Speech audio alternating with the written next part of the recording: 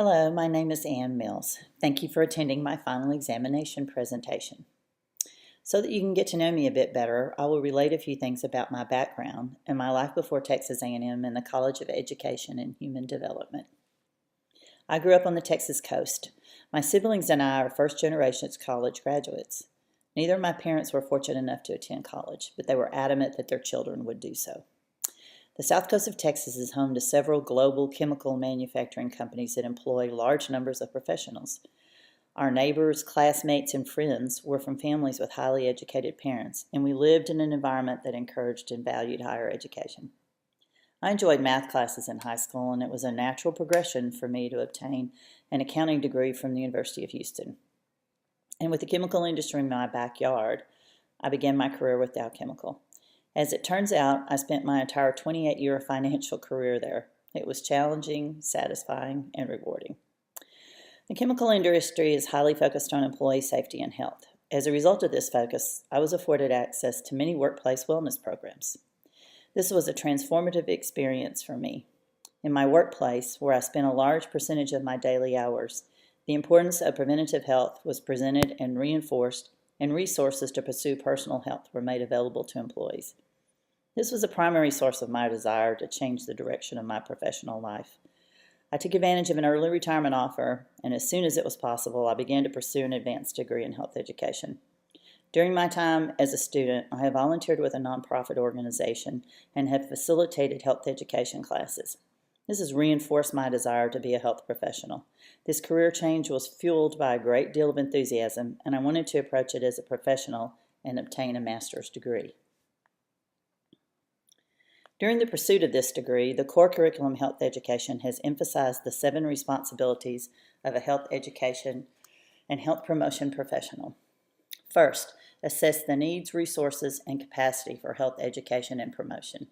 The health education specialist must determine the health problems of the priority population, the available assets within that population, and their overall ability to address that particular health issue. Second, plan health education and promotion. The program planning process is set in motion, and goals and objectives specific to the proposed health education program are established. The health education specialist must design theory-based strategies and interventions to achieve these objectives. Third, implement health education and promotion. The health education specialist should select media and methods that are relevant to the target audience and conduct the program as planned. He should modify the plan action if needed and be sure that the health lessons are acceptable to the social norms of the community. Fourth, conduct evaluation and research related to health education and promotion. Health education specialists must be able to conduct evaluation of policy, projects, and programs. They must thoroughly review researched articles and apply the findings to program planning. Fifth, administer and manage health education and promotion. Administration, management, and coordination are needed in order to have a successful health program. Some of the qualities that a good health manager should have include effective people and leadership skills, effective management of fiscal resources, knowledge of budgeting, task assignments, and performance evaluation. Sixth, serve as a health education and promotion resource person. Health education specialists are often called to serve as a resource people to serve the target population with valid and reliable health information and materials.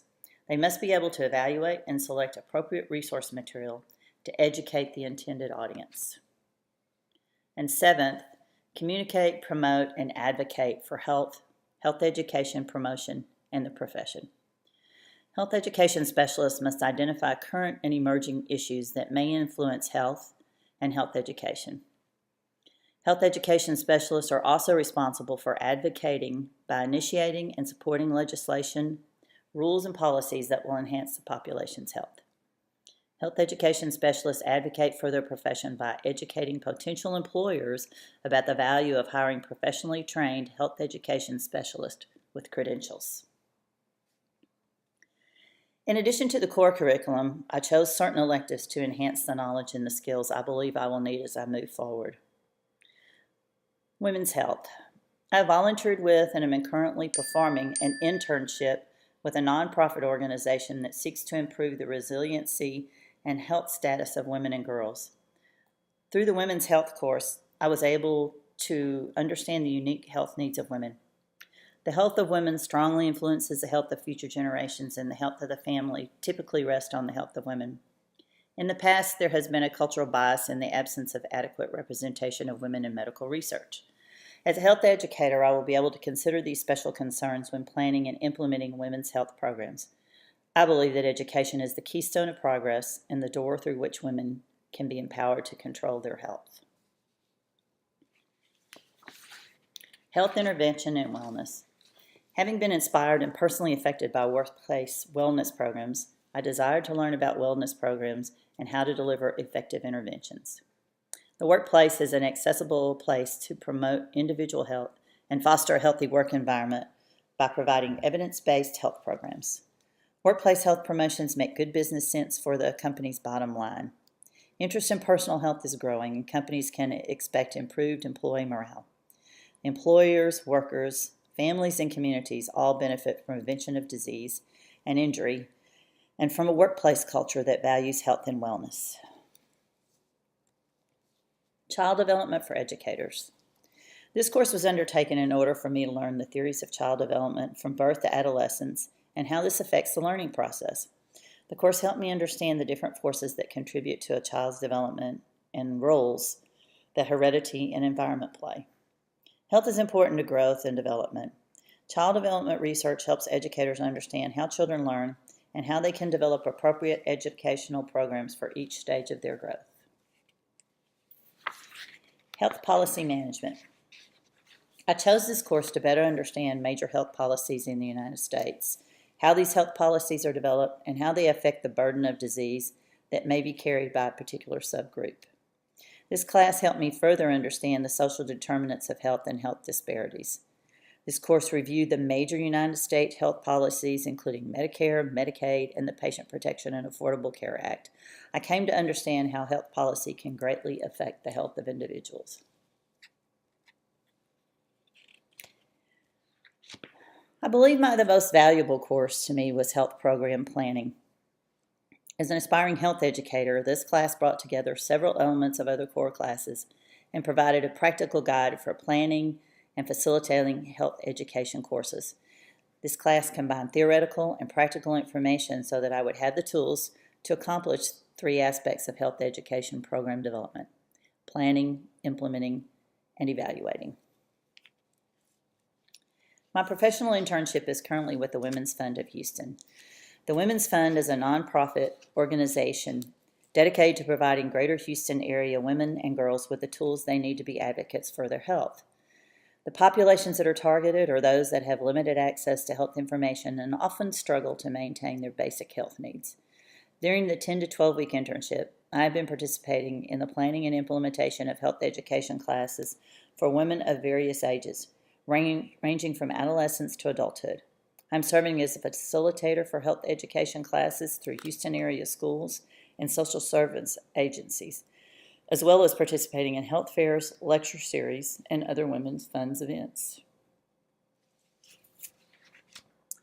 Dr. Shipley suggests that I speak to my strengths and weaknesses, or what I like to consider as works in progress. A common thread through many of my courses has been that of behavior change theory. It is an integral part of program planning and implementation and a critical factor if programs are to be successful. It is presented in detail, and I feel that I have a strong understanding of what it is and how to apply it.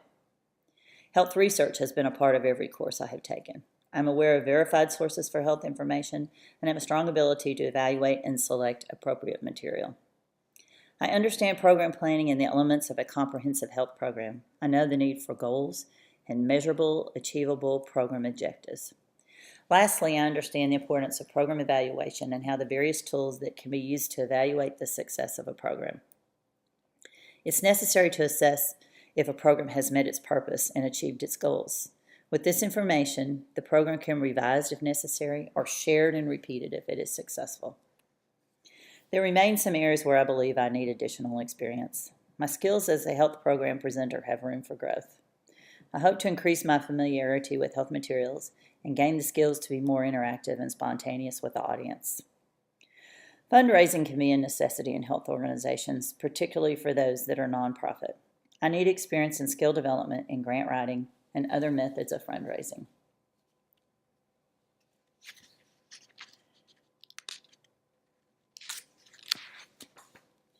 After attaining a master's degree in health education, it is my goal to work with a nonprofit organization such as the Women's Fund to help improve women and girls' health knowledge. The experience gained from planning, implementing, and evaluating health promotion and education programs for women and girls during my internship will be invaluable to my professional development. I believe that knowledge is empowering, and I wish to bridge the health information gap by providing focused seminars and classes. In addition to health information, these classes can emphasize resiliency so women and girls can learn to cope with the kind of challenging situations that may threaten their health and well-being. The health education program at Texas A&M will enable me to leverage my education and experience to ultimately change behavior, foster hope, and improve lives.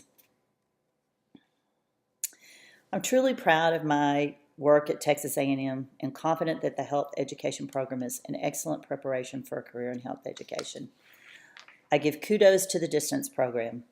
Without this capability, I could not have accomplished my wish to serve women and girls and help them improve their health status.